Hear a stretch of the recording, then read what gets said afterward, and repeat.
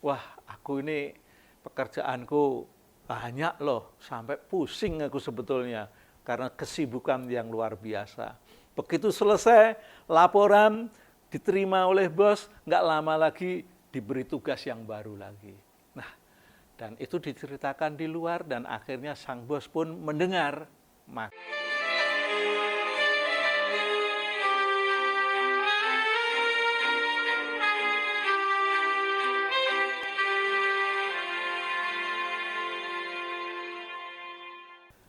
Ada sebuah kisah seorang petani kaya yang sedang menyiapkan kebun atau ladangnya untuk menanam tanaman yang hendak ditanam. Tentu ladang yang cukup besar ini membutuhkan orang. Tetapi untuk mendapatkan tenaga kerja itu tidak mudah. Maka dia di pagi hari hanya dapat satu orang yang mau bekerja. Ada kata sepakat bahwa satu hari kerja dia akan diberi upah sebesar Rp80.000. Yaitu mulai dari jam 7 pagi sampai jam 4 sore. Tentu diberi waktu istirahat, yaitu istilahnya waktu istirahat untuk sholat, untuk makan siang, begitu. Dia mau, langsunglah di hari esoknya bekerja. Pagi-pagi dia datang ke kebun atau ke ladang sang petani. Nah, petani itu tetap mencari tenaga di hari itu juga. Dia mendapatkan satu orang tenaga setelah pukul 9.30. Orang itu pun masuk bekerja dengan peralatan yang dibawa seperti sabit, parang, dan cangkulnya. Dirasa masih kurang, sang petani pun masih mencari di siang hari itu. Akhirnya ditemukanlah orang yang mau bekerja. Pada pukul 1 setelah jam istirahat dia baru datang masuk bekerja karena memang diperintah seperti itu. Alhasil setelah jam 4, ketiga pekerja ini datang ke rumah sang petani untuk mendapatkan upahnya. Masing-masing diberi upah menurut perjanjian, yaitu Rp80.000. Nah, karena yang sejak pagi hingga sore bekerja itu merasa heran, kenapa yang baru masuk pukul 1 siang hari sampai jam 4 yang waktunya selisihnya cukup banyak juga diberi upah Rp80.000. Nah, Anda semua, para netizen, tentu akan tahu alur ceritanya kalau begini. Apa kira-kira? Kira-kira jawabnya begini. Pekerja tadi yang datang awal ngedumel, komplain.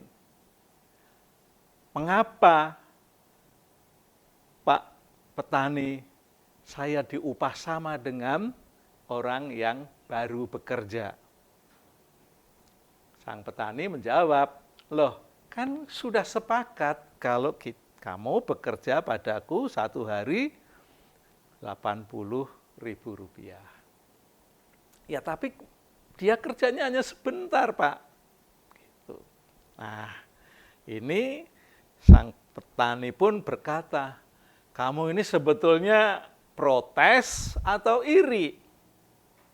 Nah, hal demikian itu tentu terjadi bukan pada kalangan petani saja, tetapi juga banyak terjadi di lingkungan institusi, banyak terjadi di lingkungan kantor-kantor maupun tempat-tempat bekerja yang kelihatannya nyaman sekali untuk orang bekerja.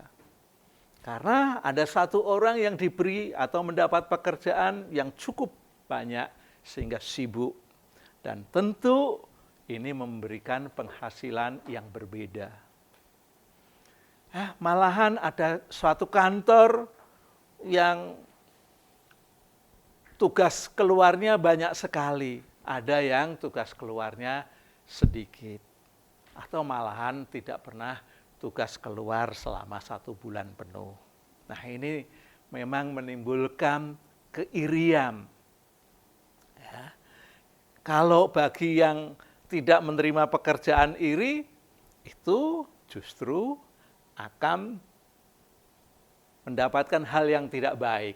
Tapi sebaliknya, tadi contoh pekerja yang bekerja penuh mendapat hasil yang sama besarnya dengan yang kerjanya tidak penuh.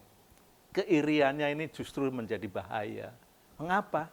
Ya karena dia protes, dia ngedumel, bukan pada posisi ketika berhadapan dengan sang petani, tetapi di luar pun dia bercerita kepada tetangga-tetangganya atau kepada kawan-kawannya. Saya ini bekerja dari pagi sampai sore hari, kena terik matahari yang luar biasa, tetapi diupah sama dengan teman saya yang bekerja dari jam 1 sampai jam 4. Sama persis. Nah, ini yang justru bahaya sebetulnya bagi sang pekerja itu. Kenapa? Ya kalau si petani mendengar, ya, suatu ketika udahlah nggak usah diajak kerja lagi kalau memang seperti ini, tapi mesti kita coba dulu. Kalau memang seperti itu lagi, ya sudah, nggak usah diajak.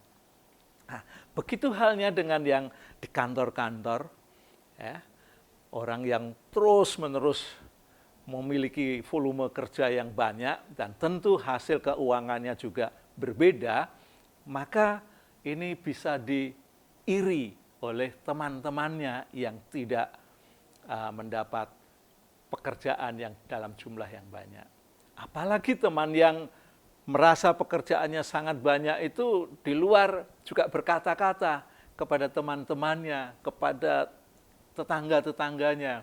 Wah, aku ini pekerjaanku banyak loh, sampai pusing aku sebetulnya karena kesibukan yang luar biasa. Begitu selesai laporan diterima oleh bos, nggak lama lagi diberi tugas yang baru lagi.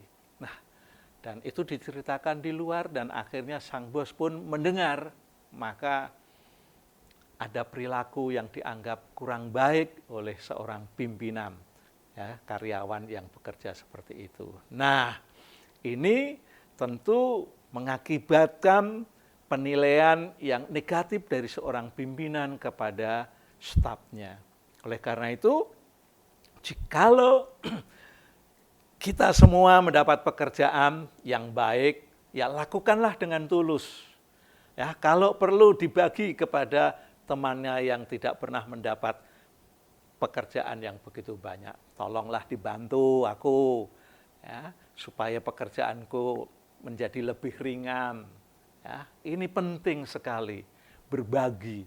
Ya, berbagi tidak selalu memberikan dalam bentuk uang, dalam bentuk pekerjaan pun boleh.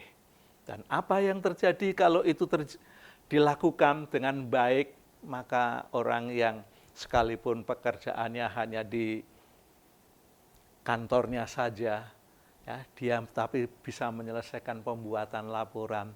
Paling tidak pelaporannya itu juga akan sama persis dengan apa yang ia lakukan ketika pekerjaannya yang menerima pekerjaan, volume pekerjaan tadi cukup banyak, bisa sama. Karena sudah diberi polanya, sudah diberi rambu-rambunya.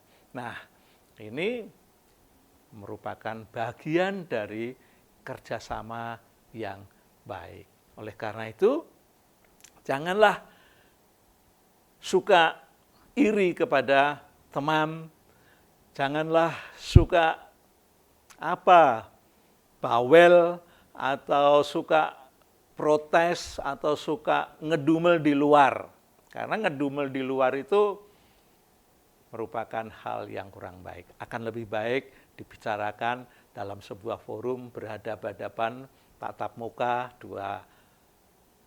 empat mata, ya, 2 orang untuk berbicara. Begitu ya, kita akan berbagi pada kegiatan yang lainnya.